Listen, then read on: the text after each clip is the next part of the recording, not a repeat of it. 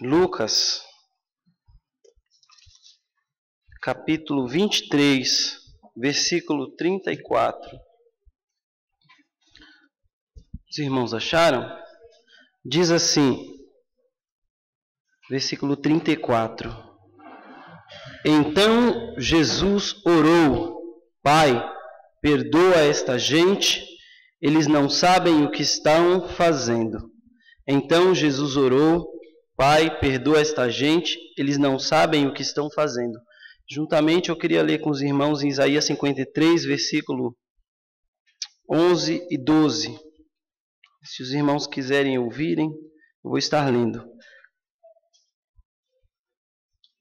Daquela terrível angústia da alma, ele verá que valeu a pena e ficará feliz por tudo o que fez. Por meio do que ele experimentou, esse justo, meu servo, produzirá muitos justos, visto que ele mesmo carregou o peso dos pecados deles. Por isso, eu o recompensarei generosamente com o melhor de tudo, a mais alta honra, porque ele encarou a morte e não recuou, porque ele se ajuntou à companhia dos marginalizados. Ele tomou sobre os ombros os pecados de muitos e assumiu a causa de todos os culpados.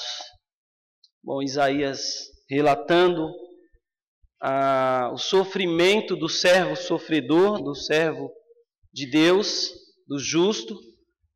E a gente percebe também no livro de Lucas o relato que ocorreu aos pés da cruz, quando Jesus está crucificado. Jesus, ele ora ao Pai no momento de tamanha agonia, no momento de tamanha dor, no momento de tamanha vergonha, no momento de tamanho desprezo, no momento onde todos estavam fazendo dele motivo de chacota, no momento onde praticamente ele se encontrava nu na cruz. Jesus olha para a multidão, Jesus olha para os fariseus, para os sumos sacerdotes, Jesus olha para aqueles que estavam à sua volta e ele ora ao Pai e diz: Abba, Paizinho, Papai, perdoa-lhes, porque eles não sabem o que fazem. Essas palavras de Jesus, queridos, têm uma implicação muito importante para as nossas vidas, porque quando Jesus ele faz essa oração ao Pai, a gente lembra que Jesus disse: Pai, passa de mim este cálice, mas todavia seja feita a tua vontade. Na ótica humana, o que estava acontecendo ali naquele Calvário, naquele Monte da Caveira, era um simples homem, um líder que foi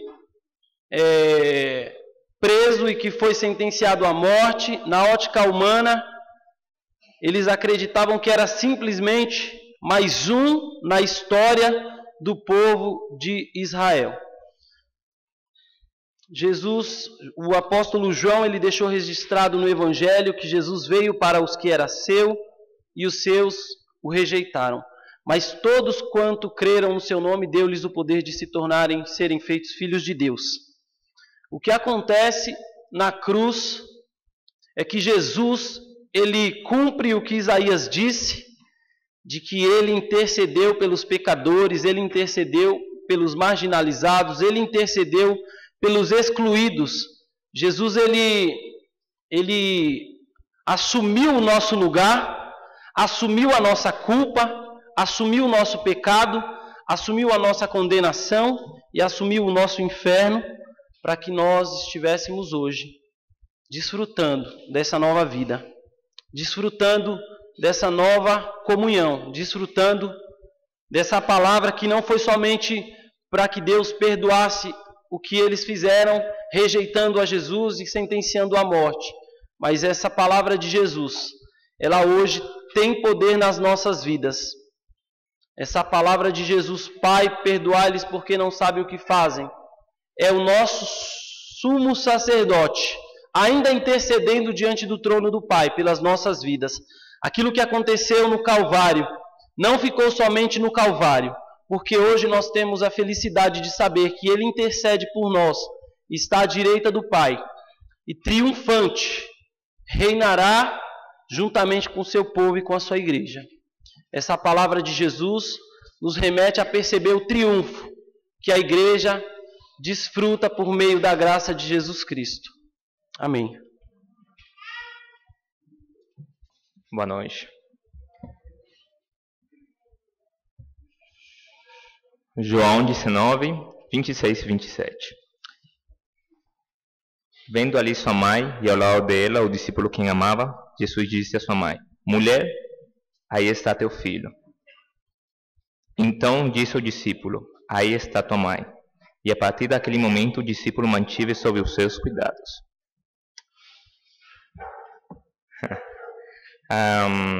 Antes de começar, eu queria falar para a igreja de que falar nas 7 palavras da cruz sempre é um desafio para qualquer pessoa.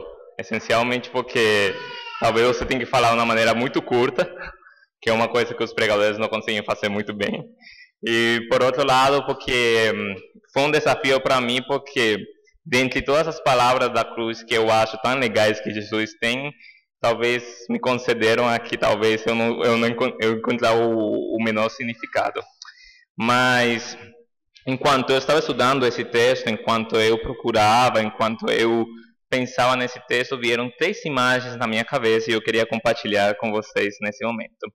E a primeira imagem que veio na minha cabeça foi o primeiro momento, a primeira vez que eu estava vindo para o Brasil. Eu tinha acabado de terminar meu ensino médio e no ano seguinte eu já estaria vindo para o Brasil. Tudo aconteceu muito rápido e naquele momento a gente estava na minha formatura e no dia seguinte a gente já estava no aeroporto. Aconteceu muito rápido. E eu me lembro de que no primeiro momento eu estava perto de uma pessoa que era muito próxima a mim. E essa pessoa, eu comecei a chorar e a pessoa me falou assim: chora, não tem problema em chorar, chorar às vezes é muito bom. Mas no momento que estive perto da minha mãe, no momento que estive frente a frente com a minha mãe e dar aquele abraço de despedida, não sei porquê, mas a gente não chorou. E foi um momento assim que talvez fosse por aquele papo crente que a gente ouve, de que eu estava indo fazer a obra do Senhor, então a gente não podia chorar, porque talvez a gente tinha que se alegrar nisso, mas talvez também fosse por aquele momento de que a gente precisava demonstrar que a gente é forte. E eu vendo e pensando nesse momento, eu posso dizer que talvez poderia ter sido diferente. A segunda imagem que veio na minha cabeça foi um texto bastante conhecido, um texto que muitos dos irmãos conhecem, que é o texto de 1 de Coríntios 13. E no versículo 7 ele fala que o amor todo sofre, todo crê, todo espera. E enquanto a nossa sociedade tem acreditado num amor que é bonitinho, num amor que se cria a partir da primeira vista, é um amor que é um mar de rosas, o amor em si é uma questão totalmente diferente do que isso. E talvez a gente possa dizer que o amor é a dimensão em qual a gente tem que deixar para trás toda a nossa vaidade, todo o nosso orgulho, toda a nossa arrogância, e a gente tem que ficar nu, ficar humilde, conhecer as nossas fraquezas, conhecer os nossos erros, mas também conhecer a nossa vitória. O amor é um momento onde a gente conhece o que a gente é, a gente expressa para os outros o que a gente é, e a gente aceita os erros das pessoas, mas também as suas vitórias. O amor, conforme a gente aprende em Coríntios, não é um amor bonitinho, não é um amor fofinho, não é um amor rocinha. É um amor que tudo sofre, tudo espera, tudo crê, tudo suporta. E a terceira imagem que veio na minha cabeça foi que esse texto é um dos textos onde Jesus se refere para sua mãe como mulher. E muitas das vezes que a gente vê essa expressão de mulher, a gente geralmente acredita que Jesus está sendo como um pouco arrogante, até parece que ele estivesse sendo um pouco grosseiro com a sua mãe. Mas não é nada disso. Você tem que se lembrar bem, como nós temos que nos lembrar bem, que a Bíblia foi escrita em outra língua, e talvez nesse momento é uma expressão que poderia ser adequada. Mas o momento em qual Jesus se referiu a sua mãe como mulher foi naquelas conhecidas bodas de Caná, aquele texto de João 2, onde Jesus fala que, mulher, o que eu tenho a ver com isso? Se acalme, ainda no meu tempo. E eu tenho a certeza de que Maria, vendo Jesus como seu filho primogênito, ela tinha muito do que se orgulhar em Jesus. E aí, quando Jesus chegou nas bodas de Canaã, ela veio e pegou o seu filho pelo braço e falou assim: esse aqui é o meu filho. Esse aqui é o meu filho carpinteiro, trabalha muito bem, viu? Se você quiser um serviço, ele pode fazer. Esse bonitão aqui, esse aqui é o meu filho. Daqui a pouco ele vai sair de casa e ele vai ter um ministério. Bem sucedido, meu filho.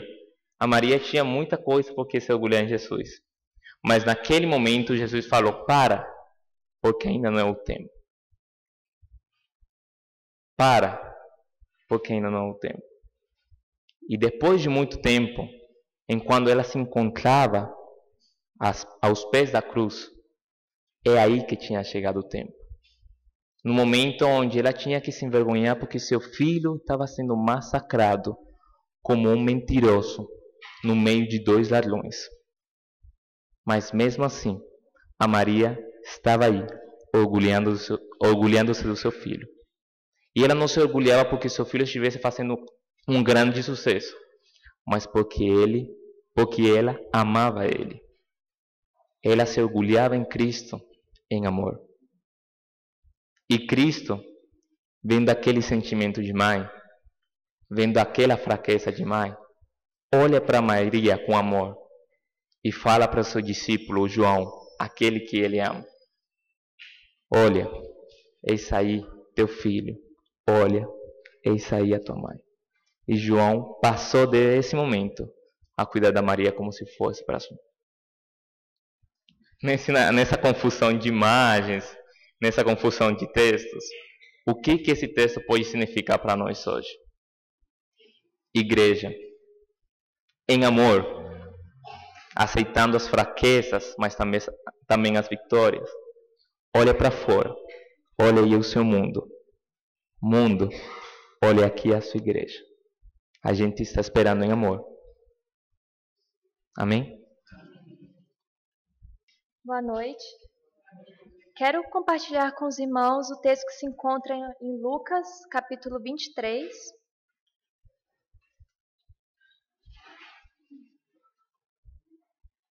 A partir do verso 39. Um dos criminosos que ali estavam dependurados lançava-lhe insultos. Você não é o Cristo? Salve-se a si mesmo e a nós. Mas o outro criminoso o repreendeu, dizendo: você não teme a Deus, nem estando sob a mesma sentença? Nós estamos sendo punidos com justiça, porque estamos recebendo o que os nossos atos merecem. Mas este homem não cometeu nenhum mal. Então ele disse: Jesus, lembra-te de mim quando entrares no teu reino. Jesus lhe respondeu: eu lhe garanto, hoje você estará comigo no paraíso. Jesus lhe respondeu: eu lhe garanto, hoje você estará comigo no paraíso. Essa passagem é uma passagem que me encanta muito e que ela traz uma mensagem de esperança para mim. No nosso dia a dia, às vezes, nós somos tão ousados a ponto de acharmos que somos tão bons diante de Deus. Achamos que somos bons demais, somos muito bons. Nós viemos à igreja, nós dizimamos, somos honestos no trabalho, ajudamos no almoço comunitário, nós somos muito bons. E, às vezes, nós somos bons demais para criticar o outro, o que nós às vezes chamamos de perdido. Nossa, olha o que ele faz, apontar o dedo, tudo mais. E nós nos esquecemos que perante Deus, perante a cruz, todos somos iguais. nós esquecemos que somos iguais a esses dois malfeitores. E o que difere um malfeitor do outro foi a sua atitude. O primeiro malfeitor, ele escolheu zombar Jesus. Disse: você não é o Cristo? Então tome uma atitude. Mas o mais encantador para mim é a atitude do segundo malfeitor, que vendo Jesus naquela situação de completa humilhação, o puro morrer entre dois impuros, puro morrer como um nada, ele reconheceu Jesus como um rei. Ele diz: lembra-te de mim quando entrares no teu reino. Ele vê a atitude de humilhação, e nessa atitude de humilhação ele reconhece Jesus como o rei dele, e se arrepende dos seus pecados e de sua atitude. E a minha oração e a minha esperança é que nós possamos ter essa atitude. Nós possamos estar gratos no dia de hoje, porque apesar de toda a nossa natureza pecaminosa, apesar de todas as nossas atitudes, Deus, com a sua enorme graça, nos perdoa e nos dá uma segunda chance. E Jesus, de braços abertos, Ele nos redime. Ele diz: eu lhe garanto, hoje você estará comigo no paraíso. E que nós possamos nessa noite estar agradecendo a Deus por Ele sempre nos dar uma segunda chance. Sempre quando nós erramos, achamos que não tem solução, Deus sempre vem de braços abertos e nos redime, nos dá essa segunda chance. E Ele sempre diz que hoje estaremos com Ele no paraíso. Amém. Boa noite a todos, na paz do Senhor Jesus. Mais uma vez, é com satisfação que nós estamos aqui para juntos adorarmos o nome do Senhor, daquele que é digno de toda honra e de toda glória. Eu convido você a acompanhar a leitura do texto no Evangelho segundo escreveu Mateus, capítulo 27, versículo 26.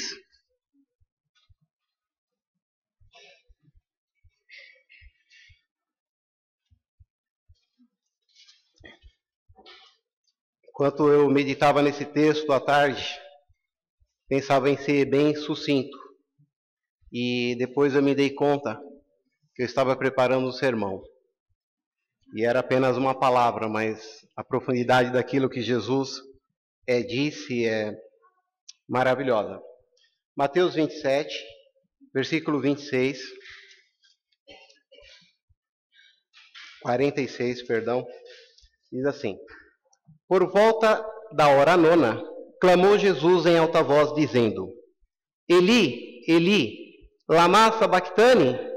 O que quer dizer? Deus meu, por que me desamparaste? Por que Jesus clamou? Porque Jesus teve um grito tão desesperador como ele nunca teve no seu período ministerial. Não foram os cravos em seus pés. Jesus não clamou por causa dos cravos em suas mãos. Não foi porque a lança traspassou o seu lado. Não foi necessariamente porque houve trevas desde ao meio-dia até as 3 horas da tarde, por volta da hora nona. Nenhuma dessas situações causou espanto ou terror na vida de Jesus como homem. Mas algo o abalou, algo transtornou a sua humanidade. Naquele mesmo momento da hora nona, enquanto Cristo clamava, havia uma troca de turno em Jerusalém e chegava-se ali alguns sacerdotes e escribas e levitas e auxiliares do templo que assumiriam o momento da adoração da sexta-feira, para que, sacrificando na sexta-feira, eles amanhecessem o sábado no estado de pureza espiritual, no estado de prontidão espiritual. Mas o que estava acontecendo dentro do templo em Jerusalém era apenas uma sombra da realidade do que acontecia no lugar da caveira. Era apenas uma tipologia daquilo que acontecia de verdade.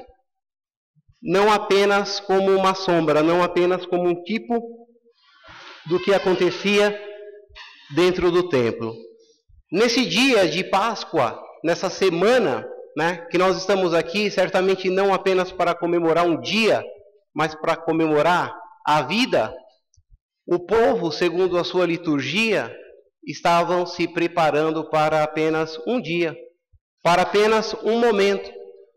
Aquilo que hoje, para nós, é apenas uma cor litúrgica, em Israel era o estado de espírito da nação, negro, tenebroso.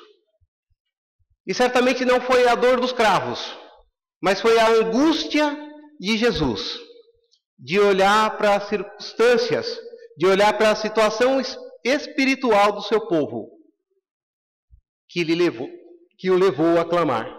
Nós somos convidados hoje a adorar, para que amanhã haja oferta de adoração em nossas mãos. Amanhã que eu digo para o decurso da sua vida, para todo momento da sua vida, porque um dia apenas não faria diferença alguma, como não está fazendo para a vida dos sacerdotes e do povo judeu que estava dentro do templo, sacrificando o novilho para a purificação, para que o novo turno de sacerdotes assumisse a adoração na manhã do sábado, quando eles não poderiam fazer obra alguma, apenas o serviço espiritual. O salmista disse: suba a minha oração perante a tua face como incenso, e as minhas mãos levantadas sejam como sacrifício da tarde. Liturgicamente, Israel estava no templo para oferecer uma adoração à tarde, para que pela manhã ela se achasse digna, aquele povo se achasse digno. O que levou Jesus a clamar? Jesus se tornou legalmente culpado por nossos pecados. O profeta Isaías disse: verdadeiramente ele tomou sobre si as nossas enfermidades e as nossas dores levou sobre si. E nós o reputamos por aflito, ferido de Deus, oprimido, mas ele foi ferido por causa das nossas transgressões e moído por causa das nossas iniquidades. O castigo que nos traz a paz estava sobre ele, e pelas suas pisaduras fomos sarados. Naquele momento, Jesus estava levando sobre si, eu pontuei aqui os pecados capitais que todos vocês conhecem: a gula, a avareza, a inveja, a ira, a soberba, a luxúria, a preguiça. Desde o menor pecado que você puder imaginar até o maior, de todos aqueles por quem Cristo morreu, naquele momento, estava impregnado na pessoa de Jesus. Naquele momento não era o Jesus, o Filho de Deus, como ele estava vindo até aquele momento, clamando em todo o tempo, falando: Pai, bem sei que sempre me ouves.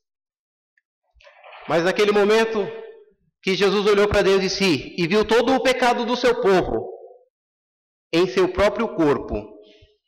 Sabe, nós poderíamos analisar as nossas próprias vidas, e talvez você não cometeu nenhum pecado de luxúria, talvez a lascívia não seja aquilo que é tentador aos seus olhos, mas talvez uma simples gula, uma fome insaciável que o leva a comer além do necessário, a inveja por aquilo que o outro possui e que você não pode ter, não é a sua condição social.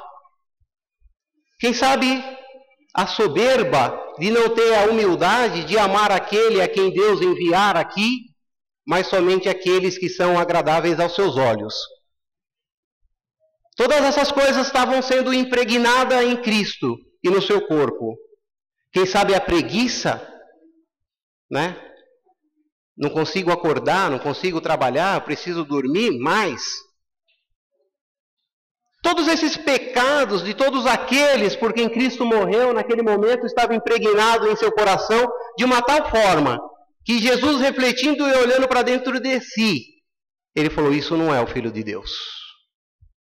De tal modo que ele não pôde dizer Pai, mas ele disse Deus meu, como ele nunca havia dito.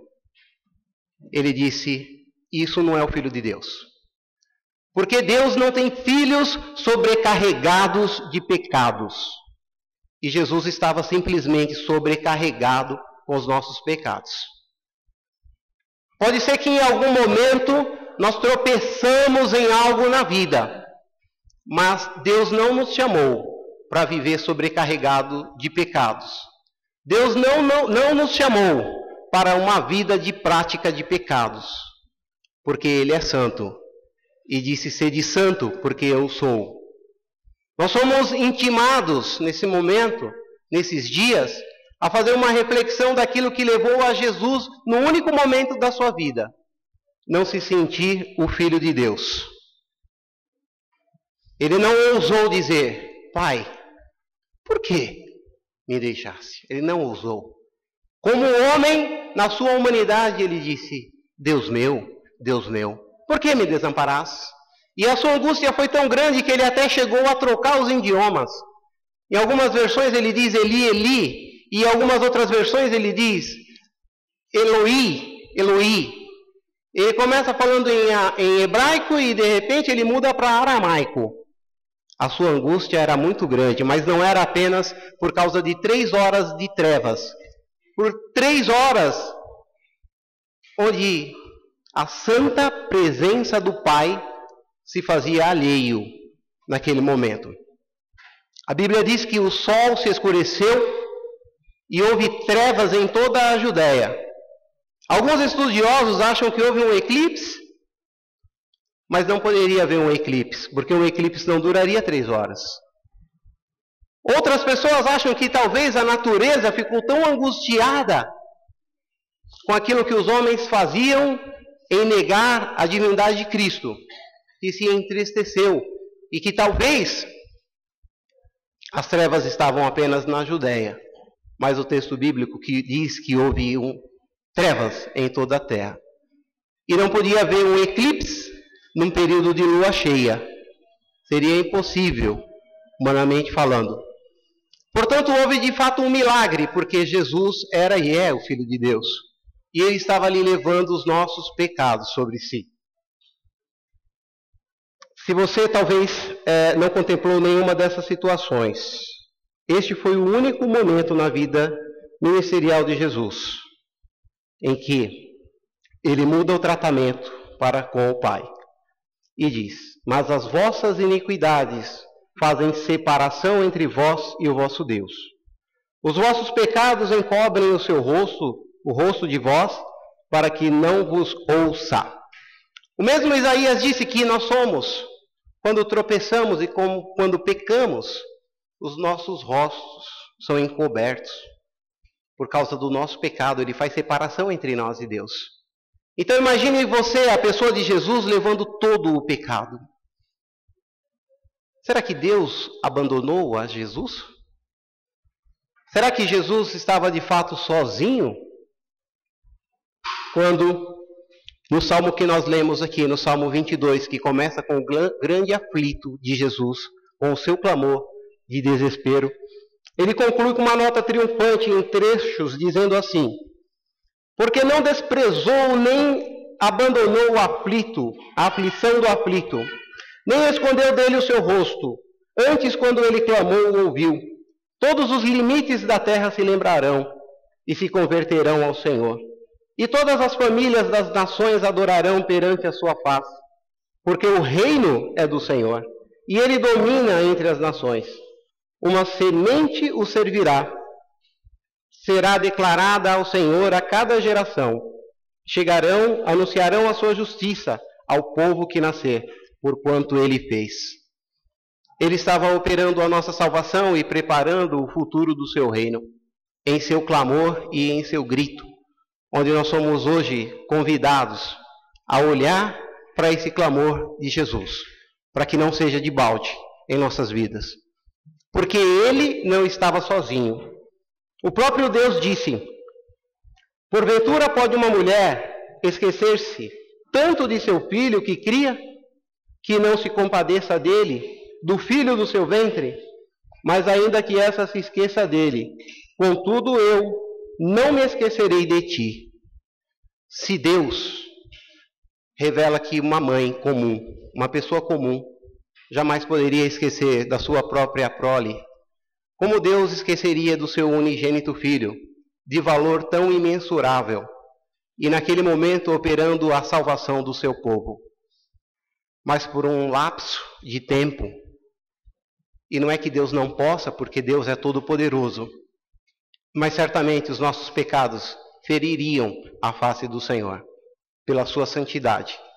E por um momento Jesus operava fora de Israel a verdadeira adoração. O verdadeiro cordeiro era sacrificado por nós, não dentro do templo, mas fora do templo. Nós precisamos refletir hoje que a nossa adoração, que a adoração a Cristo dentro do templo, seja diferente daquilo que acontece lá fora. Que as nossas vidas aqui dentro do templo seja diferente daquilo que a sociedade vive lá fora. Porque Cristo clamou por causa dos nossos pecados. Que nós possamos sentir isso em nossas vidas. Que nosso pecado opera separação entre nós e o nosso Deus. Que Deus abençoe ricamente.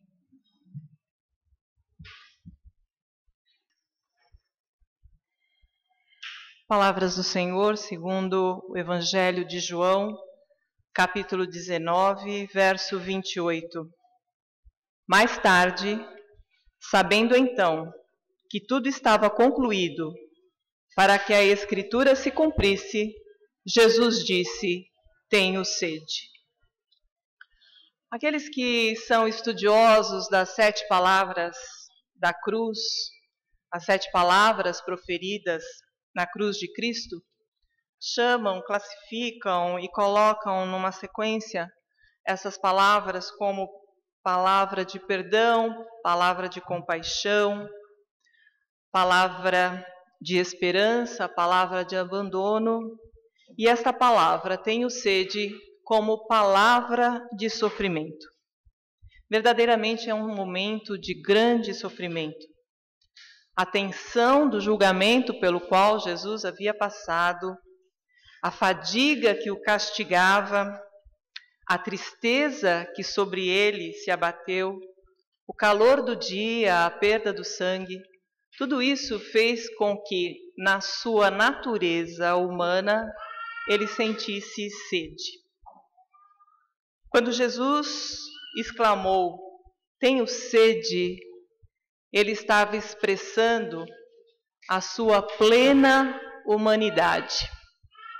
E talvez esta palavra seja a que nos faça nos aproximar mais deste sofrimento de Jesus, uma vez que é uma situação da qual nós mesmos podemos passar a cada dia. Todos nós já experimentamos um momento de sede. Nós sabemos bem o que é isso. E quando nós não estamos bem perto da água para que ela nos sacie rapidamente, nós sentimos um certo desconforto. Muitas vezes nós sentimos sede e chegamos até a fonte de água sem nem nos darmos conta de que estamos com sede. Eventualmente, um tempo nós temos que esperar para chegar até esta água e sentimos desconforto. Mas a palavra diz que a língua se apegava ao paladar, ao céu da boca, de maneira que Jesus experimentava um grande sofrimento. Ele estava profundamente desidratado e sentia muita sede. Este momento, essa palavra, nos faz refletir sobre a humanidade de Jesus. Verdadeiramente este homem sofreu na cruz do Calvário para nos salvar. E desta maneira nós podemos dimensionar este sofrimento. Mas esta palavra ainda nos permite uma segunda reflexão. A palavra de João observa que foi para que se cumprisse a Escritura. E esta citação está no salmo que nós utilizamos hoje na nossa liturgia, o Salmo 22, que é um salmo célebre, messiânico, que fala do sofrimento do Messias. É um dos textos mais importantes porque apontam em direção ao Messias, ao Filho do Deus vivo. Meu vigor secou-se como um caco de barro, e a minha língua gruda no céu da boca. Deixaste-me no pó, à beira da morte.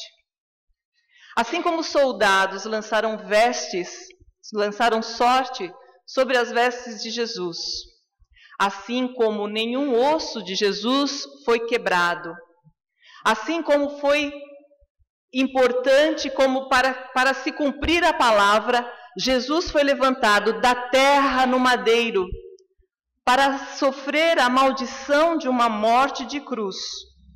Todas estas situações aconteceram para que se cumprisse a Escritura.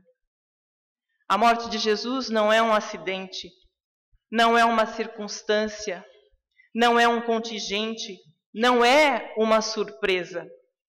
Não é algo que poderia ser evitado.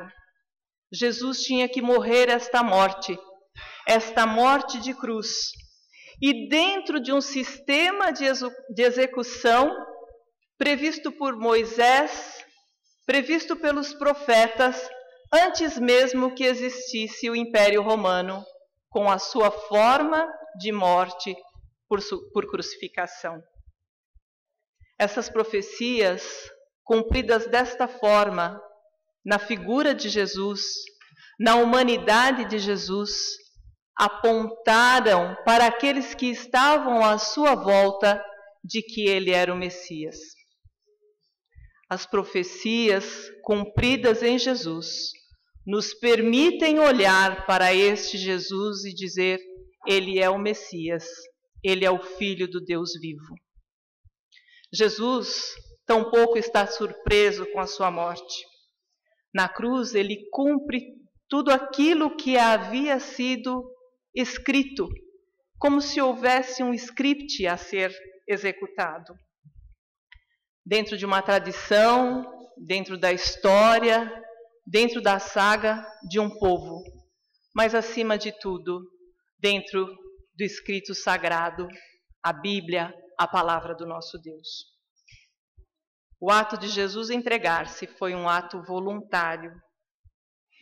O ato de Jesus deixar-se morrer foi um ato muito lúcido, foi um ato consciente, um ato de amor por você e por mim.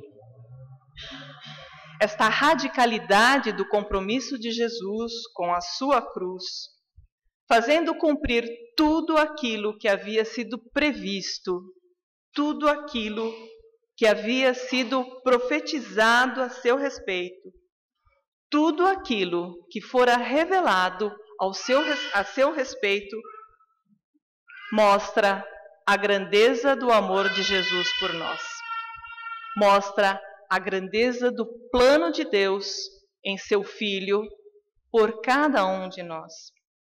Que curioso, tenho sede, foi uma comovente expressão daquele que garantira ao longo do seu ministério: aquele que crê em mim jamais terá sede.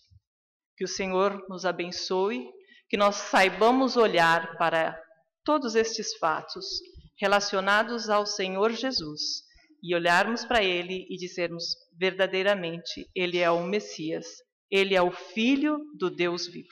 Amém.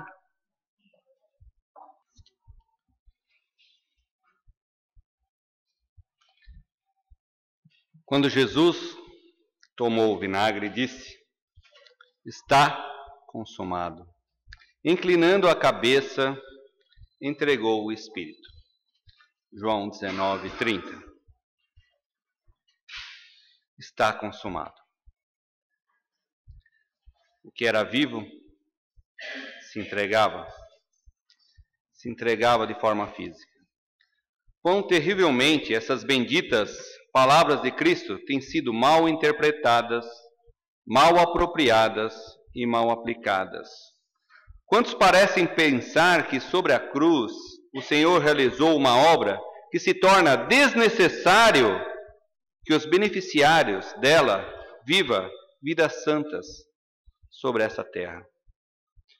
Muitos têm sido enganados com o pensamento de que, até onde diz respeito se alcançar o céu, não importa como andem, desde que eles estejam descansando sobre a obra consumada de Cristo. Eles pensam que podem ser infrutíferos, eles pensam que podem ser desonestos, eles pensam que podem ser desobedientes. Todavia, contanto que eles repudiem toda justiça própria e tenham fé em Cristo, eles imaginam que estão eternamente seguros. Ao redor de todos nós estão pessoas mundanas, amantes do dinheiro, buscadores dos prazeres, quebradores do dia do Senhor, mas que pensam que tudo está bem com elas, pois aceitaram a Cristo como seu Salvador pessoal. Em sua aspiração, conversação e recreação, não há praticamente nada que os diferencie daqueles que estão aí fora e que não fizeram profissão de fé. Nem em sua vida familiar ou social há algo exceto pretensões vazias para distingui-lo dos outros. O temor de Deus não está sobre eles. Os mandamentos de Deus não têm autoridade sobre eles. A santidade de Deus não os atrai. Está consumado. Quão solene é perceber essa frase, que essas palavras de Cristo devem ter sido usadas para tranquilizar milhares com uma falsa paz. Ou seja, todavia tal é o caso. Nós temos tido contato próximo com pessoas que nem nenhuma vida pensa em oração privada, que são egoístas, que são cobiçosas, desonestas, ou como o irmão falou, pratica aqueles monte de pecados, os 7 pecados capitais, como eles dizem, são desonestas e supõem que um Deus misericordioso fará vistas grossas para tais coisas. Desde que tenham sido colocado alguma vez a confiança no Senhor. Que horrível perversão da verdade. Que transformação da graça em libertinagem. Sim, aqueles que agora vivem vidas egoístas, agradáveis à carne, falam sobre sua fé no sangue do Cordeiro e supõem que estejam salvos. Como o diabo tem enganado essas pessoas. Está consumado. Essas benditas palavras significam que Cristo satisfez tal forma o requerimento da santidade de Deus e que de nenhuma santidade a gente precisa mais, que nós não precisamos de mais nada. Deus não permite que o quê? Que pensamos de tal forma. Até mesmo para o redimido Deus diz: sede santos, assim como eu sou santo. 1 Pedro 1,6. Cristo magnificou a lei e a fez honrosa. Para que pudéssemos ficar sem lei? Claro que não. Ele cumpriu toda a justiça, está em Mateus 3,15. Para comprar para nós uma isenção de amar a Deus com todo o nosso coração e servi-lo com todas as nossas faculdades? Claro que não. Cristo morreu para assegurar uma divina indulgência, para que pudéssemos viver para agradar a nós mesmos? Claro que não. Muitos parecem pensar assim. Não, o Senhor Jesus deixou o seu povo um exemplo, para que pudéssemos seguir os seus passos e não ignorar os seus passos. Está consumado. O que está consumado? A necessidade dos pecadores de se arrependerem? Deverasmente não. A necessidade de voltar a ídolos para Deus? Deverasmente não. A necessidade de mortificar os membros que estão sobre a terra? Também não. A necessidade de ser santificado completamente no espírito, alma e corpo? Também não. Cristo não morreu para fazer minha tristeza, meu ódio e meu empenho contra o pecado desnecessário. Cristo não morreu para me absorver de todas as minhas responsabilidades diante de Deus. Cristo não morreu para que eu pudesse continuar retendo a amizade e a comunhão com esse mundo aí fora. Quão extremamente estranho é para alguém possa pensar que ele tenha feito isso. Infelizmente, todavia, as ações de muitos mostram que é essa a ideia.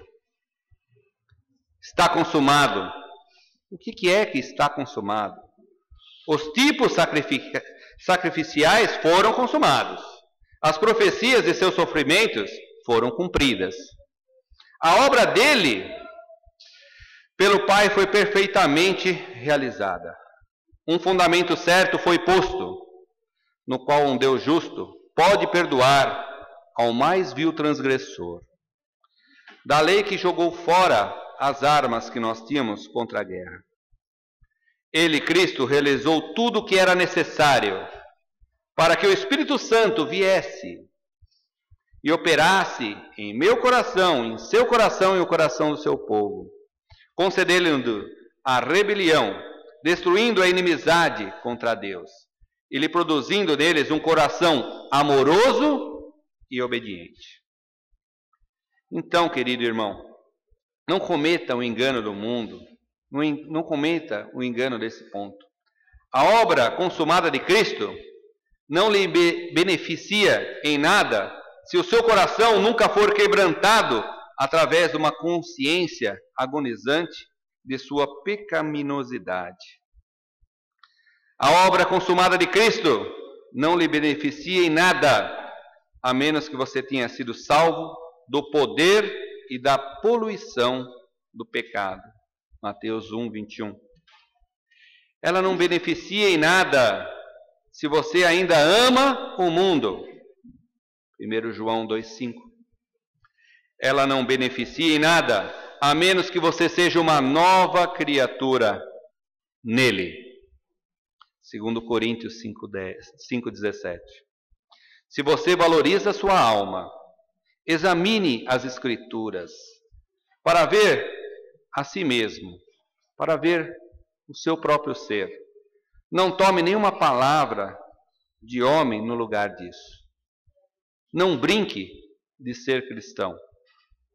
Não deixe de lado o seu Deus e os seus atos. Seja uma nova criatura nele. Amém.